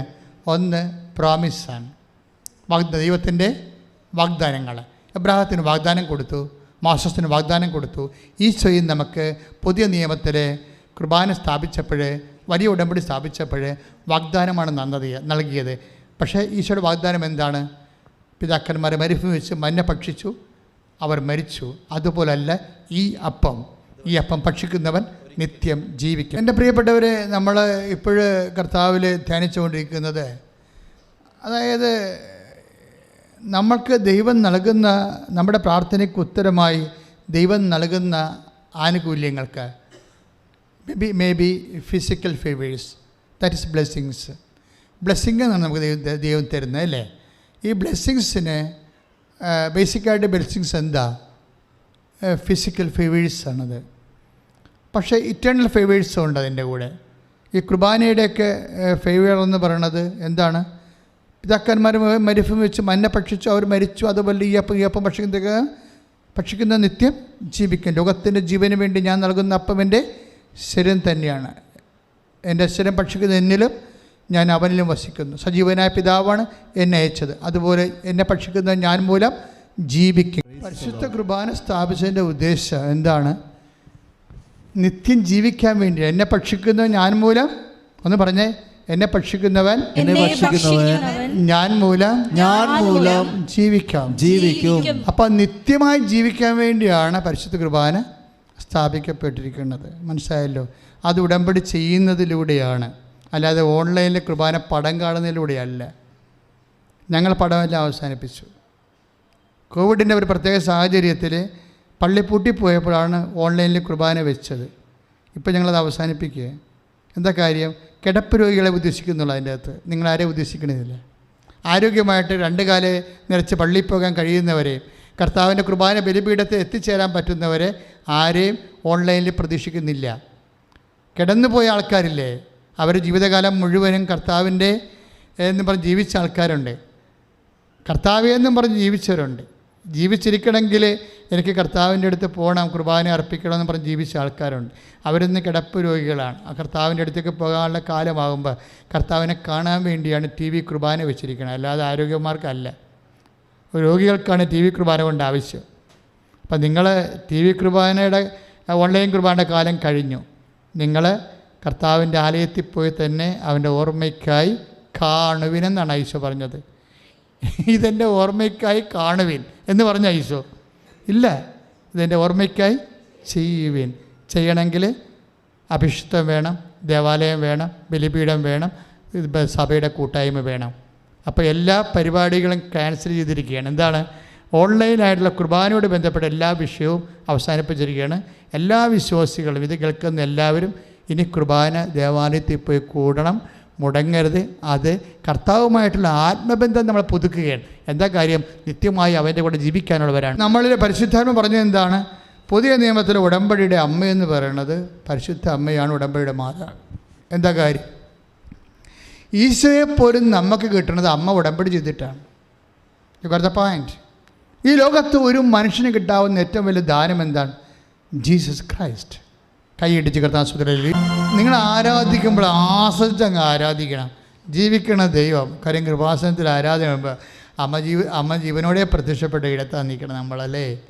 കർത്താവ് ഇതുപോലെ അന്നും ഈശോ സാന്നിധ്യം നൽകുന്ന സമയത്താണ് അമ്മ പ്രത്യക്ഷപ്പെട്ടത്. അതിൻ്റെ ഭാഗമായിട്ട് നമുക്ക് കിട്ടിയ ആനുകൂല്യമാണ് ഉടമ്പടി പ്രാർത്ഥന എന്ന് പറയുന്നത്. പിന്നെ ഉടമ്പടി പറഞ്ഞു വരുമ്പോഴേ അമ്മ അതിൻ്റെ ഓരോ ദിവസവും പുതിയ കാര്യങ്ങളാണ് പറയണത്. ഇപ്പം എന്താ പറയണത്? അമ്മ ഉടമ്പടി ചെയ്തിട്ടാണ് നമുക്ക് ഈശോനെ കിട്ടിയെന്ന് അമ്മ പറഞ്ഞത്. അമ്മ മംഗളവാർത്ത സമയത്ത് ഉടമ്പടിയുടെ കണ്ടെന്ന് നമുക്കറിയാമല്ലോ. ഉടമ്പടിയിൽ എപ്പോഴും നിബന്ധന ഉണ്ടാവും, പിന്നെ എന്താണ്? നിയോഗം ഉണ്ടാവും, വാഗ്ദാനം ഉണ്ടാവും, അത് നിറവേറ്റാൻ വേണ്ടിയുള്ള നമ്മുടെ പ്രതിജ്ഞ ഉണ്ടാവും. ഇതാണ് ഉടമ്പടിയിലുള്ളത്. ഇത് നമ്മൾ നടത്തുന്നത് മരിയൻ ഉടമ്പടിയാണ്. അമ്മ ചെയ്ത ഉടമ്പടിയാണ് ചെയ്യണത്. അമ്മ ചെയ്ത ഉടമ്പടി പ്രകാരമാണ് നമുക്ക് ഈശോനെ കിട്ടിയത്. അപ്പോൾ ഉടമ്പടിയുടെ കൃപാസനം ഉടമ്പടിയുടെ അൾട്ടിമേറ്റ് എയിം എന്ന് പറയുന്നത് എന്താണ്? ഈശോ തന്നെയാണ്. ഉടമ്പടി എടുക്കുമ്പോൾ എന്നാ കിട്ടണം? ജോലി കിട്ടും, വീട് കിട്ടും, വിവാഹം കിട്ടും അല്ലേ. പക്ഷേ ബേസിക്കായിട്ട് എന്നാ കിട്ടണത്? ക്രിസ്തുവിനെ കിട്ടണത്. കുറച്ച പോയിൻറ്റ്. നിങ്ങളിനി പറയരുത് ഞങ്ങൾക്ക് ബ്ലെസ്സിങ് കിട്ടിയെന്ന് പറയരുത്, ഫിസിക്കൽ ഫേവേഴ്സ് കിട്ടിയെന്ന് പറയരുത്. നിങ്ങൾക്ക് ഒരു ജോലി കിട്ടുമ്പോൾ നിങ്ങൾ പറയണം ഞങ്ങൾക്ക് ക്രിസ്തുവിനെ കിട്ടിയെന്ന്. നിങ്ങളുടെ സ്ഥലം വിറ്റ് മാറുമ്പോൾ നിങ്ങൾ പറയണം ഞങ്ങൾക്ക് ക്രിസ്തുവിനെ കിട്ടിയെന്ന്. എന്താ കാര്യം എന്നറിയാവോ? ക്രിസ്തുവിനെ കിട്ടണതാണ് ഉടമ്പടിയുടെ ലക്ഷ്യം. അമ്മ ഉടമ്പടി ചെയ്തപ്പോഴാണ് അമ്മയുടെ ഉദരത്തിൽ വചനം മാംസമായത്. പക്ഷേ കുറത്ത പോയിന്റ് ഇല്ലേ? അമ്മ പിതാവായ ദൈവത്തോട് ഉടമ്പടി ചെയ്തു. അമ്മ എന്താ പറഞ്ഞത്? അങ്ങ് പറഞ്ഞതുപോലെ ഞാൻ ജീവിച്ചോളാമെന്ന് പറഞ്ഞു. അങ്ങയുടെ വചനം അനുസരിച്ച് കൊണ്ട് ലൂക്ക 1:38 അമ്മയുടെ ഉടമ്പടി വചനം. ഇതാ കർത്താവിൻ്റെ ദാസി. ഒന്ന് പറഞ്ഞേ, ഇതാ കർത്താവിൻ്റെ ദാസി, അങ്ങ് പറഞ്ഞതുപോലെ എന്നിൽ നിറവേറട്ടെ. അപ്പോഴേ അത് അമ്മ ഉടമ്പടി വചനമാണിത്. അത് പുറപ്പാടിൻ്റെ പുസ്തകത്തിലൊക്കെ ഉണ്ടത്. പുറപ്പാട് 14:6 ഉണ്ട്. കർത്താവ് കൽപ്പിച്ചതെല്ലാം ഞങ്ങൾ ചെയ്തോളാമെന്ന് പറയണം. ഇപ്പോൾ പുറപ്പാട് 19:4 അത് തന്നെയാണ് ഉടമ്പടിയിലുള്ളത്. അമ്മ പറഞ്ഞത് അതാണ്. എന്താ പറയണത്? ഇതാ കർത്താവിൻ്റെ ദാസി, അങ്ങ് പറഞ്ഞതുപോലെ എന്നെ അത് ഉടമ്പടി വചനമാണ്. പുറപ്പാടിൻ്റെ പുസ്തകം 19:4 ദൈവജനം ഉടമ്പടി ചെയ്തപ്പോൾ ദൈവത്തിന് കൊടുത്ത വാഗ്ദാനമാണത്. എന്താണ്? കർത്താവേ, പിതാവായ ദൈവമേ, അങ്ങ് പറഞ്ഞതുപോലെ ഞങ്ങൾ ജീവിച്ചോളാമെന്ന്. അത് തന്നെയാണ് ഉടമ്പടി വചനം. അതാണ് അമ്മ പറയണത്. ലൂക്ക 1:38 എന്താ പറയണത്? ഇതാ കർത്താവിൻ്റെ ദാസി, പറഞ്ഞേ, അങ്ങ് പറഞ്ഞതുപോലെ എന്നിൽ നിറവേറട്ടെ. കർത്താവിൻ്റെ വചനം അനുസരിച്ച് കൊണ്ട് ഞാൻ ജീവിച്ചോളാം. അതാണ് ഉടമ്പടിയുടെ വചനം. ഉടമ്പടിയുടെ മർമ്മവചനം അതാണ്. എന്താണ്? കർത്താവിൻ്റെ വചനം അനുസരിച്ച് കൊണ്ട് ഞങ്ങൾ ജീവിച്ചുകൊള്ളാം. അത് മാതാവിൻ്റെ സാക്ഷിയായി നിർത്തിക്കൊണ്ട് മാതാവിൻ്റെ മധ്യസ്ഥ ചെയ്യുന്ന ഉടമ്പടിയാണ് മരിയൻ ഉടമ്പടി. പ്രീഡിയാവും. അത് മാതാവിൻ്റെ മധ്യസ്ഥയിലാണ് ചെയ്യണത്. എന്താ കാര്യം വെച്ച് കഴിഞ്ഞാൽ, മാതാവിൻ്റെ മധ്യസ്ഥയ്ക്കുള്ള ഒരു പ്രശ്നം ഇത് പ്രതിരോധിക്കാൻ പറ്റത്തില്ല. കാര്യം അമ്മയുടെ കപ്പാസിറ്റിയാണ് എൻ്റെ പ്രധാനപ്പെട്ട കാരണം. അമ്മ ഒരു കാര്യം പറഞ്ഞാൽ അവർക്ക് വീഞ്ഞില്ല എന്ന് പറയുമ്പോൾ സ്വാഭാവികമായി മെറിറ്റില്ലാത്തൊരു കാര്യമാണത്. എന്താണ് കാര്യം? ഈശോ പറയുന്നുണ്ട്, ഇത് എനിക്ക് നിനക്കും എന്താണ്, എൻ്റെ സമയം ഇനി സമാഗതമായിട്ടില്ലല്ലോ. ലുക്ക 2 യോഹന്നാൻ 2:3 പറയും അല്ലേ, 2:4. അപ്പോൾ സ്വാഭാവികം നടക്കാൻ സാധ്യതയില്ല. ഒരു പക്ഷേ ദൈവപൈതൽ നീ ഉടമ്പടി വെച്ചിരിക്കുന്ന കാര്യങ്ങൾ സ്വാഭാവികമായി നടക്കാൻ സാധ്യതയില്ലാത്ത കാര്യമാണ്. സ്വാഭാവികമായി നടക്കാൻ കാര്യമില്ലാത്ത കാര്യമാണ്. പക്ഷെ അമ്മ അതിൻ്റെ ഒരു മധ്യസ്ഥം വഹിച്ചാൽ അത് നടക്കും. ഇപ്പം ചിലരോട് പറയത്തില്ല, എൻ്റെ റാങ്ക് 144 144 പേര് അപ്പോയിൻ്റ് ചെയ്താൽ മാത്രമേ എന്നെ അപ്പോയിൻ്റ് ചെയ്യത്തുള്ളൂ. പക്ഷേ 144 സീറ്റില്ല, 144 വേക്കൻസി ഇല്ല എന്ന് പറഞ്ഞിട്ട് അവർ മാതാവ് വേക്കൻസി ഉണ്ടായിട്ട് അവർ അഡ്മിറ്റ് ചെയ്യും കൊണ്ടുപോയി. അയ്യോ, അത് കണ്ടാൽ നമുക്ക് അരഞ്ഞു പോകും. എന്ന് ചില ഉടമ്പടിയിൽ അത് പാലിക്കും. നിങ്ങൾ ഉടമ്പടിയോട് അപ്പം ഞാൻ നിങ്ങൾക്ക് വ്യാമോഹം നൽകുകയല്ല, ഞാൻ ഇവിടുത്തെ സാക്ഷ്യങ്ങൾ എക്സ്പ്ലെയിൻ ചെയ്യണതാണ്. നിങ്ങൾ വിചാരിക്കരുത് നിങ്ങൾ ഇൻസ്റ്റിഗേറ്റ് ചെയ്യണമെന്ന്. No, never. എൻ്റെ ആവശ്യമില്ല. മറിച്ച് നിങ്ങൾ സാക്ഷ്യങ്ങൾ പരിശോധിക്കണം. ഓരോ സാക്ഷ്യവും എടുത്തിട്ട് പരിശോധിക്കണം. ഞങ്ങളുടെ കയ്യിൽ റിസർവ് ഇരിക്കുന്ന ഒരു 2000 സാക്ഷ്യങ്ങൾ ഈ ആഴ്ചയിൽ എല്ലാ ദിവസവും സർവ്വസമയ സാക്ഷ്യം എന്ന് പറഞ്ഞ് ഇടാൻ പോവുകയാണ്. അത് ഇതൊക്കെ എടുത്തുന്ന ആൾക്കാർ വെളിച്ചം കാണാത്ത സാക്ഷ്യങ്ങൾ. നമുക്ക് 2 സാക്ഷ്യങ്ങളെ ഒരു ദിവസം ഇടാൻ പറ്റത്തുള്ളൂ. അതുകൊണ്ട് സാക്ഷ്യങ്ങളിപ്പോൾ മുഴുവനായിട്ട് എടുത്ത് പുറത്തേക്ക് തരും. എന്തിനാ കാര്യം എന്ന് വെച്ച് കഴിഞ്ഞാൽ, ഉടമ്പടി എന്ന് പറയുമ്പോൾ ദൈവം വാക്ക് പാലിക്കുന്ന പ്രാർത്ഥനയാണ്. പക്ഷെ നമ്മൾ തിരിച്ചെന്താ ചെയ്യേണ്ടത്? ആ ദൈവത്തോട് വിശ്വസ്തത പുലർത്തണം. ഉടമ്പടി ഫെയ്ത്തിൽ വർക്ക് ചെയ്യത്തില്ല. ഫെയ്ത്തിൽ മാത്രം വിശ്വാസത്തെ മാത്രം വർക്ക് ചെയ്യണ പ്രാർത്ഥനയല്ല, വിശ്വസ്തതയിലാണത് വർക്ക് ചെയ്യണത്. കാരണം ഉടമ്പടിയല്ലേ, എഗ്രിമെൻ്റ് അല്ലേ. അപ്പം നമുക്കെന്താ വേണ്ടത്? വിശ്വസ്തതയാണ് വേണ്ടത്. അമ്മ ഈ വിശ്വസ്തത അവസാനം വരെ കീപ്പ് ചെയ്യും. ഇപ്പം നമ്മൾ 19:25 ഇതാ കർത്താവിൻ്റെ ദാസി, നിൻ്റെ വചനം പോലെ എന്നിൽ നിറവേറട്ടെ എന്ന് പറഞ്ഞില്ലേ, അമ്മ പറഞ്ഞില്ലേ? അതല്ല, അങ്ങനെ പറഞ്ഞില്ലേ അമ്മ ഉടമ്പടി എടുക്കണത് കുറിച്ച് അല്ലേ? മംഗളവാർത്ത സമയത്ത് ലൂക്ക 1:38 ഇതാ കർത്താവിൻ്റെ ദാസി, അങ്ങ് പറഞ്ഞതുപോലെ എന്നിൽ നിറവേറട്ടെ, ഞാൻ അതനുസരിച്ച് ചെയ്തോളാം, അങ്ങ് പറഞ്ഞ കാര്യം അതനുസരിച്ച് നിറവേറ്റിക്കൊള്ളാമെന്നാണ് അമ്മ ദൈവത്തോട്, പിതാവായ ദൈവത്തിന് വാക്ക് കൊടുക്കുന്നത്. ഈ വാക്ക് അമ്മ അവസാനം വരെ പാലിക്കും. കുരിശിൻ്റെ ചുവട് വരെ ബോധം കെട്ട് വീഴാതെ നിൽക്കും അവിടെ. അമ്മ കരഞ്ഞെന്നൊക്കെ ആൾക്കാർ ചുമ്മാ കലാകാരന്മാരുണ്ടാക്കിയ ആയിട്ടുള്ള ചിത്രങ്ങളും പടങ്ങളൊക്കെയാണ്, വ്യാകുല മാതാവൊക്കെ കാര്യങ്ങളൊക്കെ. പക്ഷേ അമ്മ കരയത്തിൽ നിങ്ങൾക്കറിയാമല്ലോ, അവർ ബോധം കെട്ടും വീഴത്തില്ല, അവരങ്ങ് സ്റ്റേണായിട്ട് നിൽക്കാൻ കണ്ടില്ലേ? അത് യോഹന്നാനാണ് പറയണത് 19:25 യോഹന്നാൻ്റെ സുവിശേഷം 19:25 എന്താ പറയണത്? യേശുവിൻ്റെ അമ്മ കുരിശിൻ്റെ അരികെ നിന്നിരുന്ന്. മറ്റു ചേട്ടത്തിമാർ നിന്ന കാര്യം നമുക്ക് പ്രശ്നമല്ല, കാര്യം അമ്മയില്ലെങ്കിൽ അവർ ഓടിക്കളഞ്ഞേനാ. അമ്മ നിന്ന് ആ ഉറപ്പിൽ നിന്നാണ് മറ്റേ കക്ഷികളല്ല. അമ്മ കുരിശിൻ്റെ ചുവട്ടിൽ നിന്നതിൻ്റെ ഉറപ്പിലാണ് മറ്റ് കക്ഷികളെല്ലാം നിൽക്കുന്നത്. കുസായുടെ ഭാര്യ മറിയം, മറ്റേ മറിയം, മർദ്ദല മറിയം എന്നൊക്കെ പറഞ്ഞ് കുറേ മറിയം സഭ അവിടെ നിൽക്കണില്ലേ, അത് അമ്മയുടെ ഉറപ്പിൽ നിൽക്കുക. അമ്മ എങ്ങാനും ഇല്ലെങ്കിൽ അവർ ഓട്ടോറിക്ഷ എടുത്ത് അപ്പത്തേന് പോയേനാം. കാര്യം അമ്മ നിൽക്കുകയാണെങ്കിൽ നമുക്ക് നിൽക്കാൻ പറ്റും. അമ്മ നിൽക്കുകയാണെങ്കിൽ നമുക്ക് നിൽക്കാൻ പറ്റും. കാര്യം മേരി നിൽക്കുകയും ചെയ്യും, നമ്മളെ നിർത്തുകയും ചെയ്യും. കൈയിടിച്ച് കർത്താസുടലില്ല. അമ്മ കുരിശിൻ്റെ ചുവട്ട് നിൽക്കുമ്പോഴേ അപ്പായി ഉടമ്പടി പാലിക്കണത് കാണാം. അമ്മയോടൊന്ന് പറഞ്ഞായിരുന്നല്ലോ അല്ലേ, ഉടമ്പടി എടുക്കുന്ന സമയത്ത് പറഞ്ഞായിരുന്നു. എന്താ പറഞ്ഞത്? നിന്നും ജനിക്കുന്നവൻ അത്യുന്നതൻ ദൈവപുത്രൻ വിളിക്കപ്പെടും അല്ലേ. അപ്പോൾ ലുക്ക 1:34, 35, 36 വചനങ്ങളെ എന്താ പറഞ്ഞത്?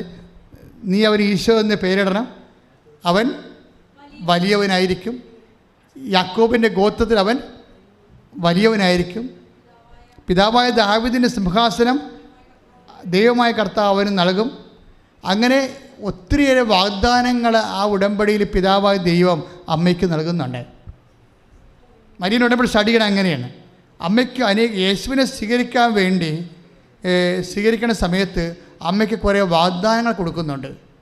ഈ വാഗ്ദാനങ്ങളൊക്കെ അമ്മ ആ ഉടമ്പടിയോടുകൂടി അങ്ങനെ വിശ്വസ്തയോടെ നിൽക്കും. ഒരിക്കലും കംപ്ലൈൻ്റ് ഒന്നും ചെയ്യത്തില്ല. ഇത് ചാണാക്കുഴി പെറ്റ് കിടക്കുമ്പോഴും അമ്മ കംപ്ലൈൻറ്റ് ചെയ്യത്തില്ല. ചാണാക്കുഴി പെറ്റ് കിടക്കുമ്പോൾ പറയാമല്ലോ, ഇവൻ എന്നോട് ഇങ്ങനല്ലല്ലോ പറഞ്ഞത്, നമുക്ക് വേണേൽ തർക്കിക്കാം ഇല്ലേ.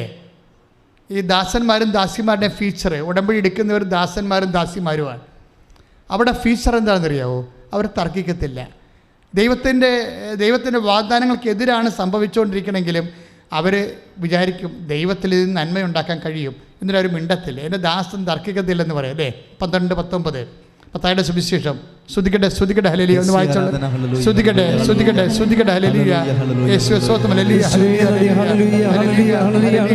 സ്തുതിക്കട്ടെ യേശുവേ സ്തുതി ഹല്ലേലൂയ ഹല്ലേലൂയ ഹല്ലേലൂയ ഹല്ലേലൂയ യേശുവേ നന്ദി ഹല്ലേലൂയ ഹല്ലേലൂയ.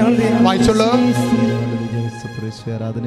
മത്തായി 12:19.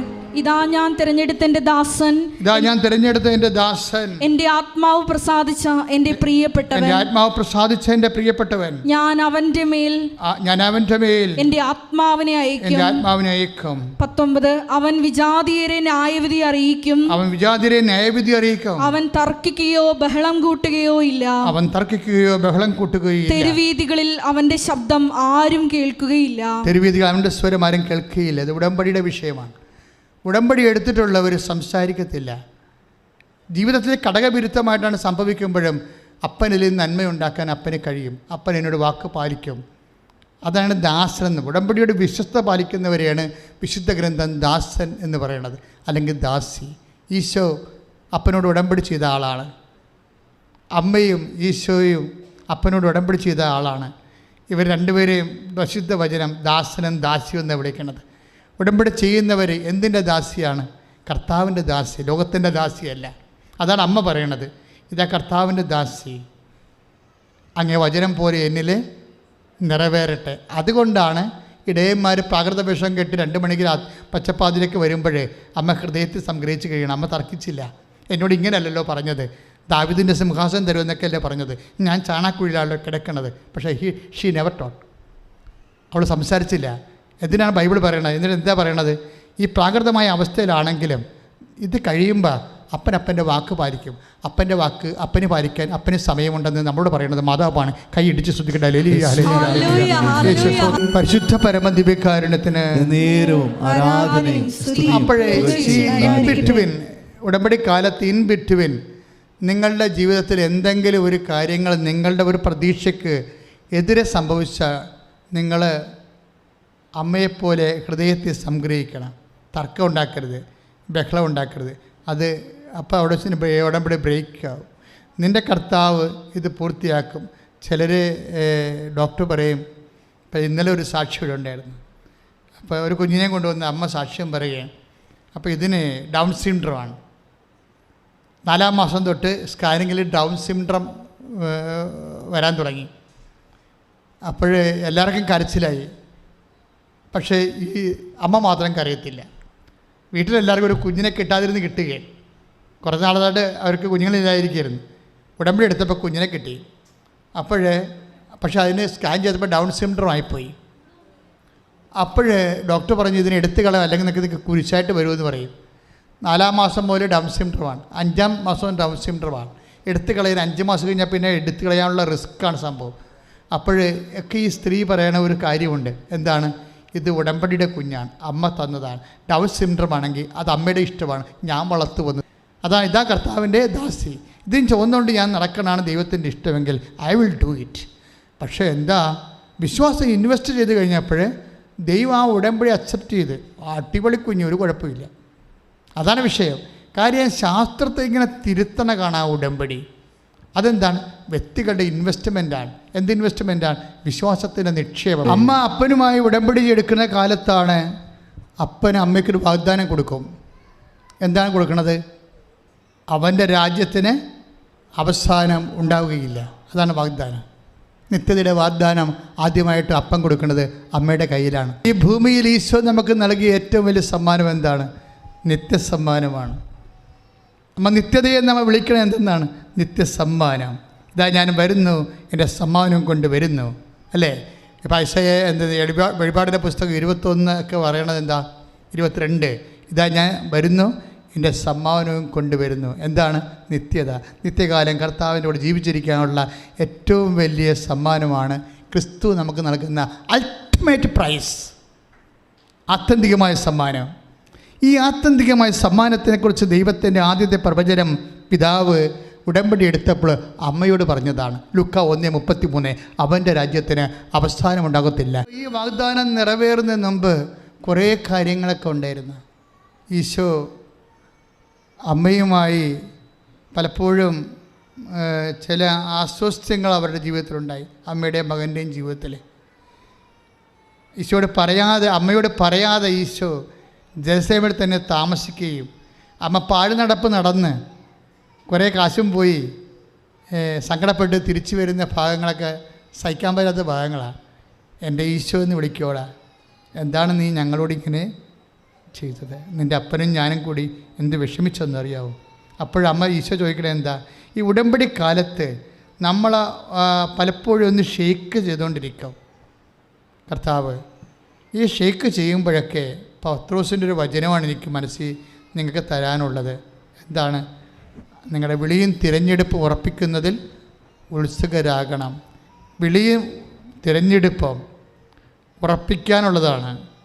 അപ്പോൾ ഇടയ്ക്കിടയ്ക്ക് അത് കുലുക്കി ദൈവം ഉറപ്പിക്കും. 2 പത്രോസ് 1:10 ആകയാൽ സഹോദരങ്ങളെ പറഞ്ഞേ, ആകയാൽ സഹോദരരെ നിങ്ങളുടെ വിളിയും തിരഞ്ഞെടുപ്പും ഉറപ്പിക്കുന്നതിൽ കൂടുതൽ ഉത്സാഹമുള്ളവരായിരിക്കുവേ.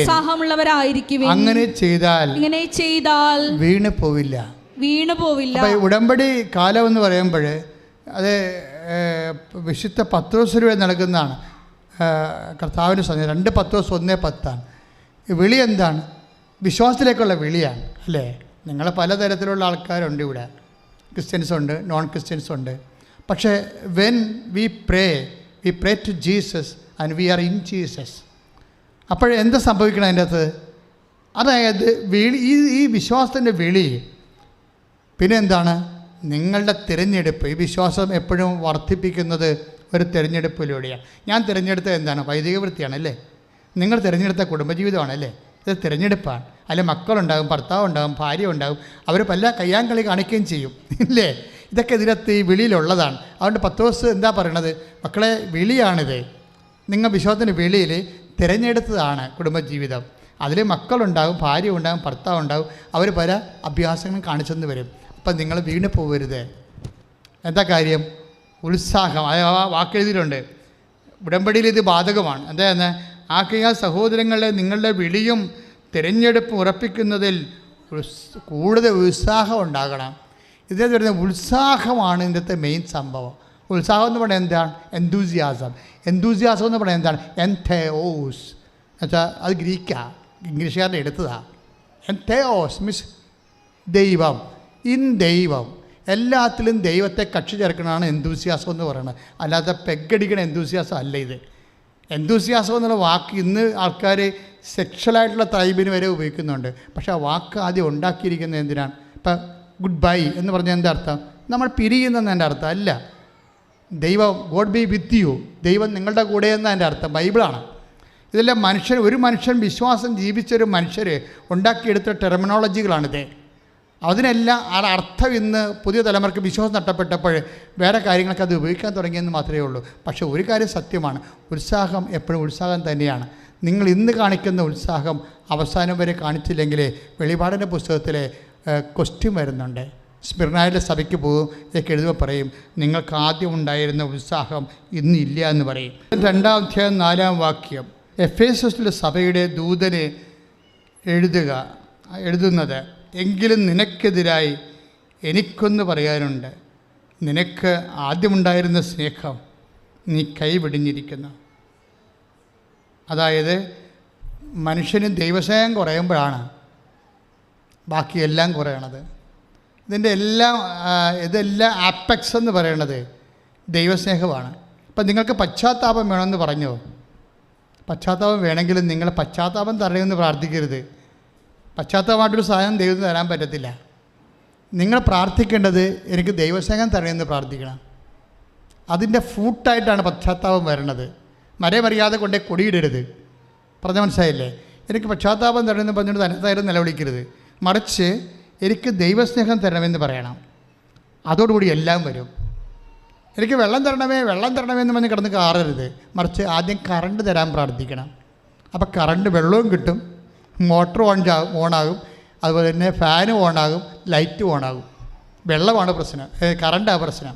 അതുകൊണ്ട് ദൈവസ്നേഹമാണ് നമ്മൾ ഫോക്കസ് ചെയ്യേണ്ടത്, അല്ല വേറെ ഒരു സാധനം ഫോക്കസ് ചെയ്യരുത്. എല്ലാ അനുഗ്രഹത്തിൻ്റെയും സോഴ്സ് എന്ന് പറയുന്നത് ദൈവസ്നേഹമാണ്. പ്രാർത്ഥിക്കുക, കർത്താവേ ഉടമ്പടി എടുക്കുന്നതോടുകൂടി എഫേസ്യസിലെ സഭയ്ക്ക് എഴുതിയിരിക്കുന്ന പോലെ ഞങ്ങളുടെ സ്നേഹത്താൽ ഞങ്ങളെ ഉത്സാഹമുള്ള ഭരിതരാക്കണമേ. ദൈവസ്നേഹത്താൽ ഞങ്ങളെ ഉത്സാഹഭരിതരാക്കണമേ. ശ്രദ്ധിക്കട്ടെ. Hallelujah, hallelujah, hallelujah, hallelujah, hallelujah.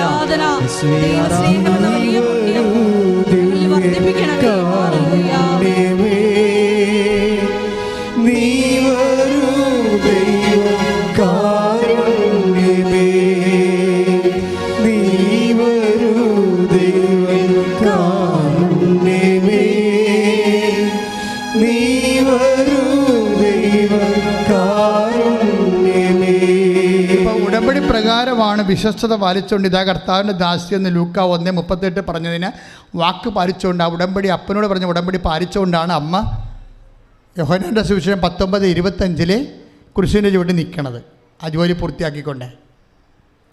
ആ സമയത്താണ് അപ്പൻ ഉടമ്പടി പൂർത്തിയാക്കുന്നത്. അത് ആ കള്ളനോടൊന്ന് വിളിച്ച് പറയുന്നുണ്ട്. എന്താണ്? 23:40 ലൂക്ക 23:43 എന്താണ്? ഇന്ന് നീ എൻ്റെ കൂടെ പർദീസയിലായിരിക്കും. ഇതും ആദ്യത്തെ വചനം അപ്പ ആദ്യം അമ്മയോട് പറഞ്ഞില്ലേ, അവൻ്റെ രാജ്യത്തിന് അവസാനം ഉണ്ടാകത്തില്ല. ലൂക്ക 1:33. ആ അവൻ്റെ രാജ്യത്തിന് അവസാനം ഉണ്ടാകത്തിരുന്ന ഉടമ്പടി കാലങ്ങളിൽ ഇതിൻ്റെ ഇടയ്ക്ക് കുറേ പ്രശ്നങ്ങളൊക്കെ നടന്നായിരുന്നു. അമ്മ ഈസിനെ കാണാതെ പോണതും അമ്മ വിഷമിക്കണതും കുറേ കാര്യങ്ങൾ എന്തെല്ലാം നടന്നാലും അവസാനം കറങ്ങി തിരിഞ്ഞ് വണ്ടി സ്റ്റാൻഡിൽ തന്നെ പിടിക്കും. എന്താണ്? അപ്പൻ്റെ വാക്ക് പാലിക്കും, അപ്പൻ ഉടമ്പടി പാലിക്കും. അപ്പം അമ്മയോട് അന്ന് പറഞ്ഞതാണ് അവൻ്റെ രാജ്യത്തിന് അവസാനം ഉണ്ടാകില്ലെന്ന്. അത് ഈ കുരിശിൻ്റെ ചുവട്ടിൽ വെച്ച് അമ്മയെ കാണിക്കും അപ്പൻ ഉടമ്പടി പാലിച്ചുകൊണ്ട്. എന്താ പറയണത്?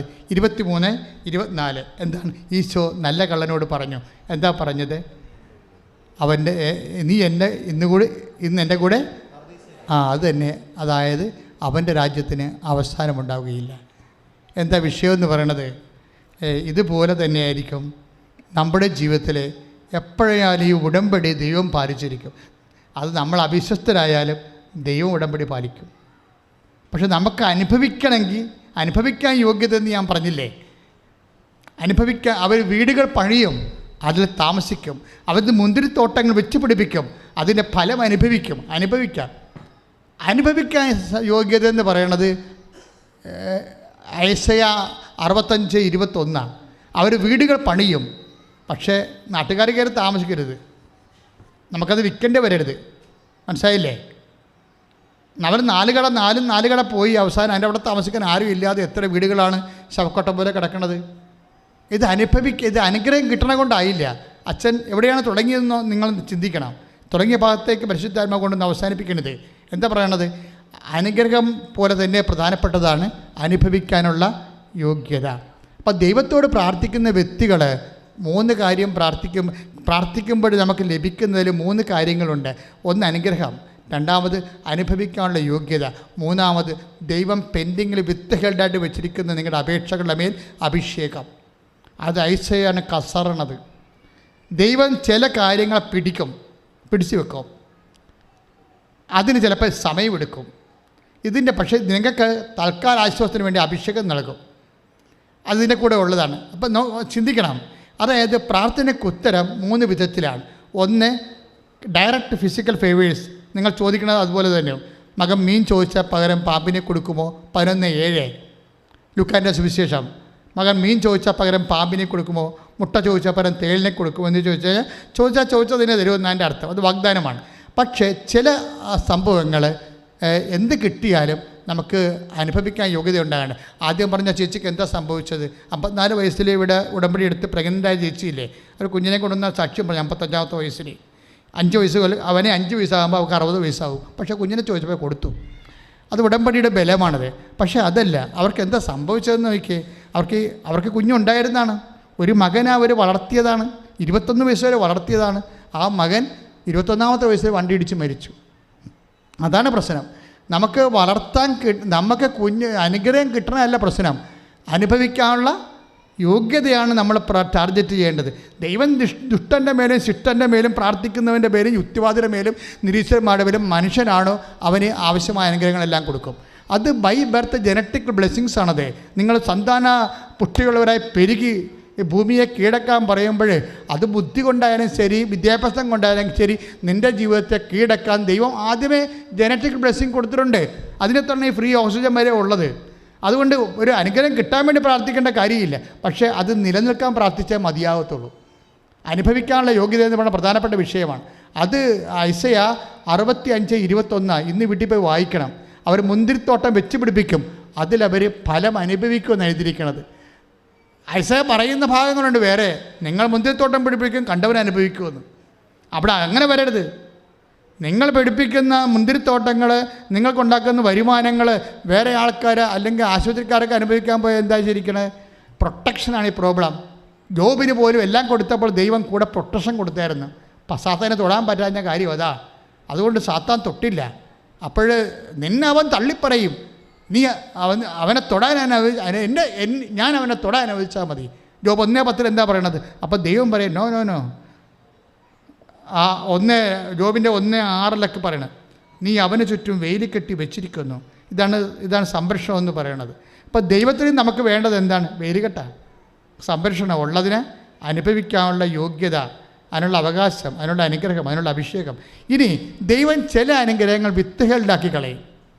വിത്തുകൾ എന്ന് പറയുന്നത് ചില കാര്യങ്ങൾ നിങ്ങൾ അവിടെ നിന്ന് കൈയും കാലിട്ട് അടിക്കരുത്, ദൈവത്തോട് പെരുപെറുക്കരുത്, തർക്കം ഉണ്ടാക്കരുത്.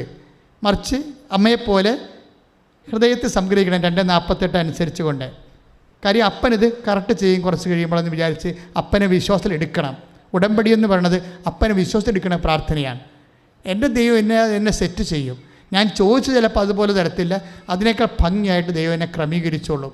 അപ്പം നിങ്ങൾ ഓർക്കും ഇതല്ലല്ല ഞാൻ ചോദിച്ചാൽ അതല്ല ചോദിച്ചെന്ന് പറയുമ്പോൾ ദൈവമായിട്ട് തർക്കിക്കരുത്. ചിലപ്പോൾ അതായിരിക്കും നിങ്ങൾക്ക് നല്ലത്, നിൻ്റെ ഒരു സാഹചര്യത്തിന് നല്ലത്. അല്ല മറ്റുള്ളവർക്ക് അത് കിട്ടിയല്ലോ, മറ്റുള്ള ആൾക്കാരെ കമ്പയർ ചെയ്യരുത്. അടുത്ത ആഴ്ച നമുക്ക് ഒത്തിരിയേറെ കാര്യങ്ങൾ നിങ്ങൾ ഇതിനേക്കാൾ വരി ദൈവം നിങ്ങളോട് സംസാരിക്കും. ഇപ്പോൾ എഴുന്നേൽക്കുക, ശ്രദ്ധിക്കട്ടെ. Hallelujah, hallelujah, hallelujah, hallelujah, hallelujah. യേശുവേ ആരാധന. ഹല്ലേലൂയ. രോഗമുള്ളിടത്തെല്ലാം കൈകൾ വെച്ചുകൊണ്ട് പ്രാർത്ഥിക്കട്ടെ. രോഗമുള്ളവരടുത്ത് കൈവച്ച് പ്രാർത്ഥിക്കണം. അതുപോലെ തന്നെ പലതരത്തിലുള്ള വിഷയങ്ങളില്ലേ, വസ്തു വിൽപ്പന, കടങ്ങൾ, അവരൊക്കെ കൈ ഉയർത്തി പ്രാർത്ഥിക്കണം. രോഗമുള്ളവർ കൈ ഉള്ളിടത്താണ് ഇപ്പോൾ ഓൺലൈനിലുള്ളവർ ശ്രദ്ധിക്കണം കേട്ടോ. ഓൺലൈനിലുള്ളവർ എപ്പോഴും ശ്രദ്ധിക്കണം. അവർ രോഗമുള്ളയിടത്ത് കൈവെക്കണം. എന്ത് രോഗമായാലും, PCOD, അതുപോലെ തന്നെയുള്ള മറ്റു രോഗങ്ങൾ, തൈറോയിഡ്, ക്യാൻസർ, കരരോഗങ്ങൾ, കിഡ്നി രോഗങ്ങൾ, ഹൃദയരോഗങ്ങൾ, സോറിയാസിസ് രോഗങ്ങൾ, സർവാംഗൻ രോഗമാണെങ്കിൽ 2 കൈയും പിണച്ച് ശരീരം മൊത്തം കർത്താവിന് കൊടുത്തതുപോലെ ഇങ്ങനെ സമർപ്പിച്ചത് നിന്നാൽ മതി. കർത്താവേ, ഞങ്ങൾ മുഴുവനായി ഞങ്ങളെ അങ്ങേക്ക് നൽകുന്നു. കടങ്ങളുള്ളവർ കൈപൊക്കി നിൽക്കണം, പ്രാർത്ഥിക്കണം. മക്കളില്ലാത്തവരും കൈപൊക്കി നിൽക്കണം, കൈ ഉയർത്തി പ്രാർത്ഥിക്കണം. ജോലിയില്ലാത്തവർ, ടെസ്റ്റ് എഴുതുന്നവർ, പരീക്ഷ എഴുതുന്നവർ, പോയി കഴിഞ്ഞവരെ, റിസൾട്ട് പ്രതീക്ഷിക്കുന്നവരെ കൈപൊക്കി പ്രാർത്ഥിക്കണം. കോടതി കേസുള്ളവർ കൈപൊക്കി പ്രാർത്ഥിക്കണം. അതുപോലെ ജീവിതത്തിൻ്റെ വ്യത്യസ്തമായ മണ്ഡലങ്ങളിലെ പ്രയാസങ്ങളിലൂടെ ഞെരുക്കത്തിലേക്ക് കടന്നു പോകുന്നവർ കൈപൊക്കി പ്രാർത്ഥിക്കണം. രോഗമുള്ളവർ മാത്രം ആ രോഗമുള്ളിടത്ത് കൈവച്ച് പ്രാർത്ഥിക്കണം. അച്ഛൻ 2നെയും കൂടി അഡ്രസ്സ് ചെയ്തുകൊണ്ട് പ്രെയർ ചെയ്യാൻ പോവുകയാണ്. കർത്താവ് നിങ്ങളെ സഹായിക്കുന്ന സമയമാണ്. അമ്മ ജ്വലിക്കുന്ന മധ്യസ്ഥമായിട്ട് നിങ്ങളുടെ കൂടെയുണ്ട്. നിങ്ങൾ കൈവിട്ട് കളയത്തില്ല. കർത്താവ്, ഞാൻ അങ്ങയുടെ തിരുസേനയെ സമർപ്പിച്ച് പ്രാർത്ഥിക്കുന്നു. ഈശോയെ, ഞാൻ അങ്ങയുടെ തിരുസേനയെ സമർപ്പിച്ച് പ്രാർത്ഥിച്ചു. രോഗമുള്ളവരെല്ലാം അങ്ങ് സ്പർശിക്കണം. അവിടെ കൈകളുടെ പകരം അങ്ങയുടെ കൈകൾ വെക്കണമെന്ന് പ്രാർത്ഥിക്കുന്നു.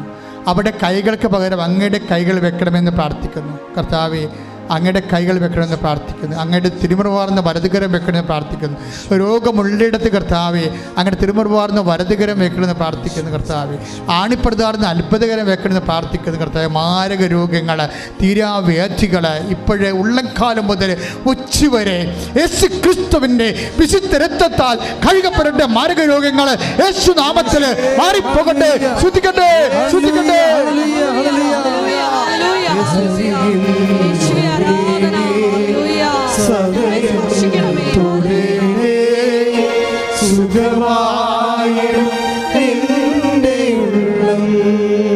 അരികിൽ വരണമേ,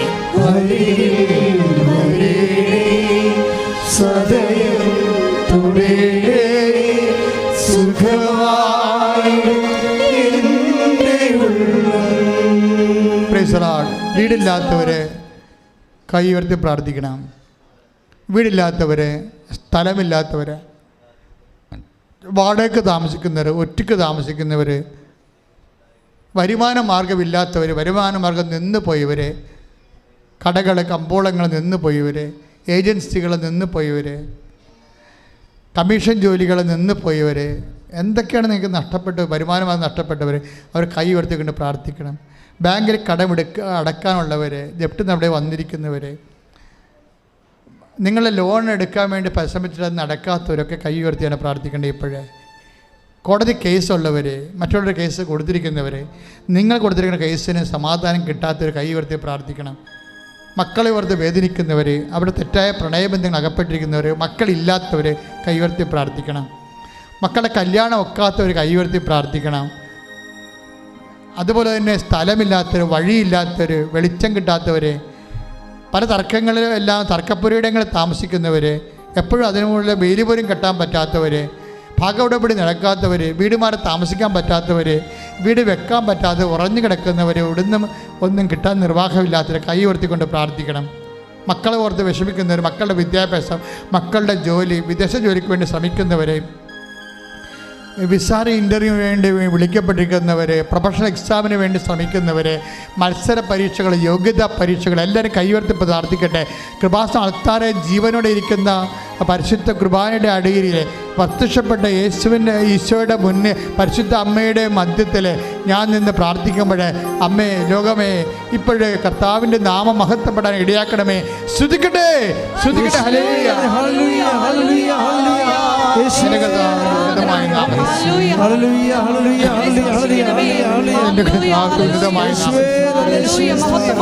എല്ലാ ജീവിത ദുരിതങ്ങളും തടസ്സങ്ങളാണ്, എല്ലാ ജീവിത ദുരിതങ്ങളും തടസ്സങ്ങളാണ് യേശുവിന്റെ നാമത്തിൽ മാറ്റി.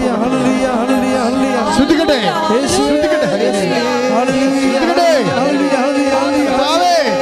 വിശുദ്ധ രക്തം അവസ്മാര രോഗികള്, രോഗികള്, ജീവിത ദുരിതങ്ങള്, ദേശത്തിന് വേണ്ടി ജോലിക്ക് വേണ്ടി പോകാൻ ശ്രമിക്കുന്നവര്, ജോലി നഷ്ടപ്പെട്ടവര്, പ്രമോഷൻ തടയപ്പെട്ടവര്, കർത്താവേ, എല്ലാവരെയും സമയത്ത് പ്രാർത്ഥിക്കുന്നു. വിവാഹമോചിതര്, വിവാഹമോചനത്തിന് വേണ്ടി വേദന അവസ്ഥയിൽ വേദനിക്കുന്നവരെ എല്ലാവരെയും കർത്താവേ നീ പരിശുദ്ധാമ്മയുടെ മധ്യസ്ഥത്തിൽ ഈശോയ്ക്ക് സമർപ്പിച്ചു. Hallelujah hallelujah